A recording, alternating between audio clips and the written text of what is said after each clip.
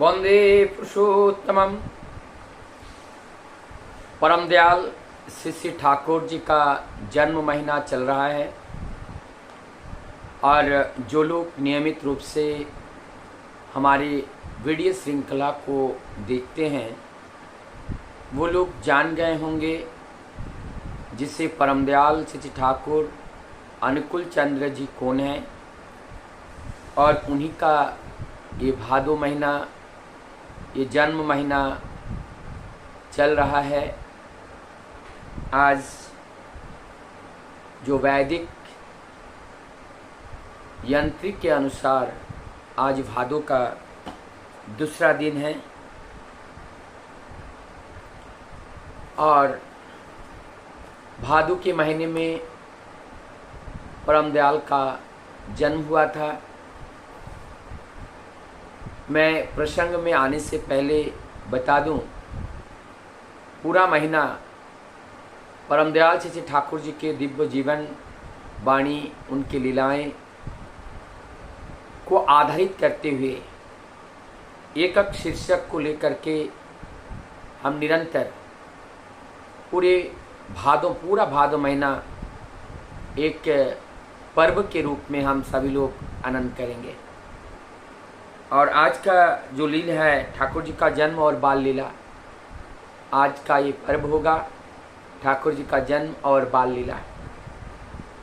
तो मैं आशा करता हूँ आप जो हमारे गुरु भाई लोग एवं ईश्वर प्रेमी बंधुओं जो लोग भी जुड़े हैं, ईश्वर की बातें हैं, सत्ता सच्चिदानंद की बातें हैं, सत्य की बातें हैं जो हमें चलने के पथ पर लगातार हमें सजाग ठोकर के माध्यम से कराते रहते हैं, उनको ठाकुर कहते हैं।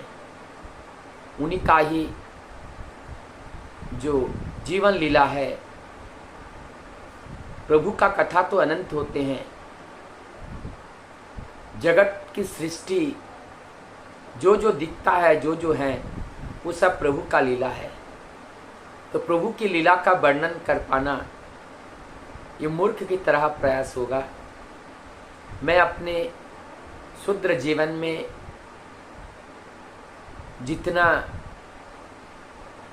अपने ज्ञान गंभीर तल पर मैं जा पाता हूँ, वहीं पर खड़े होकर प्रभु की उस बात को समझा जाता है, क्योंकि जिसकी ज्ञान की गहराई होते हैं वो उतने गहरे में जा पाते हैं। दूसरी बात तो मैं ये बताऊं, ये हमारा जागतिक शरीर के माध्यम से जो चेतना है और जिस चेतना के द्वारा हम प्रभु को समझने का प्रयास करते हैं, जिस बुद्धि, जिस ज्ञान, जिस विवेक, लेकिन वो सच्चिदानंद इससे परे हैं, वो इससे अनेक परे हैं। ना तो उसे ज्ञान से, ना तो उसे बुद्धि से समझा जाता है। एकमात्र समझने का अगर कोई कौशल है वो है प्रेम। मूर्ख की तरह उन्हें प्यार करना, मूर्ख की तरह उनको जीवन में अपनाना, और मूर्ख की तरह जैसे एक माँ अपने बच्चे को प्यार करते हैं, एक गाय अपने बच्चे को प्यार करते हैं, घोंसले में पक्षियाँ अपने बच्चों के साथ जैसे प्यार करते हैं, ठीक उसी प्रकार से जब हम भगवान को, कोई हमारे पास बुद्धि है, ज्ञान है, विद्या है, ये सारे सब चीज़ को दूर छोड़ करके प्रभु के पास निर्मल होकर जाना पड़ता है। अब हम मूल विषय पर आते हैं। योग में हम लोगों ने सुने हैं कि धर्म की जब ग्लानि होते हैं और जब धर्म अवलंबियों के ऊपर अत्याचार होते हैं, तब जाकर के परम पुरुष का आविर्भाव होता है। किस लिए? जो दुष्कृतियों के द्वारा धर्म को जर्जर कर देते हैं, उस दुष्कृतिकारियों के दमन करके जो धर्म की स्थापना करने वाले जो लोग हैं, जो धर्मपरायण जीव हैं, उनकी अर्थात साधु संत महापुरुषों की रक्षा और दुष्कृतियों का दमन करने के लिए पुरुषोत्तम नव नव क्लेवर में इस धरा पर आते हैं। हम लोगों ने सुने हैं जो 10 अवतार के बारे में। 10 अवतार मत्स्य, कूर्म, वराह, इस तरह से जो 10 अवतार की जो गणना हम लोग करते हैं, और इस 10 अवतार में 10 अवतार को जब हम देखते हैं, क्या इसके बाद कोई अवतारित नहीं हुए? अवतरण होता रहता है, अवतारित होते हैं। मत्स्य, कूर्म, वराह, नृसिंह, वामन, परशुराम, बलराम, बुद्ध और कल की रूप में विष्णु अवतार का आविर्भाव हुआ। इस प्रकार के 10 अवतार के बाद क्या शांत हो गया? ऐसा नहीं है। प्रभु की जब इच्छा होती है, वो धरा पर वो अवतीर्ण होते हैं। वो नए रूप में, नए वेश में, नए भाषा में, नए संस्कृति में वो आते हैं, जन कल्याण के लिए आते हैं। ठीक इसी प्रकार से अनेकों मुनि ऋषियों के द्वारा भविष्यवाणी करते हुए माँ के गर्भ में 10 महीना 10 दिन अतिक्रमण करते हुए 12वें महीने के लास्ट ताल नवमी तिथि में सुबह 7:05 में पिता शिवचंद्र चक्रवर्ती माता मनमोहिनी के गोद में उस प्रसूति घर में दिव्य एक बालक का जन्म हुआ, और जिसका मुंडित मस्तक, विशाल लालट और हंसता हुआ नहीं, साधारणता बालक जन्म से वो रोता है, लेकिन ठाकुर अनुकूल चंद्र जी ने हंसते हुए वो जन्म लिए। साधारणता बालक थके रहते हैं, आँख मूंदी रहती हैं, लेकिन आज बालक आँखें खोलकर चारों ओर देख रहे हैं, निहार रहे हैं, मानो क्या जानी नव नव रूप का दर्शन कर रहे हैं, और कितना जानी परिचित हैं, और इस सब दिव्य लीलाओं को लोग का दर्शन कर रहे हैं, सबका मन हरण कर रहे हैं। लेकिन सोचिए तो, क्या साधारणता जो हमारे घर में बालक का जन्म होता है, क्या वो 11वें महीने के लास्ट में होता है?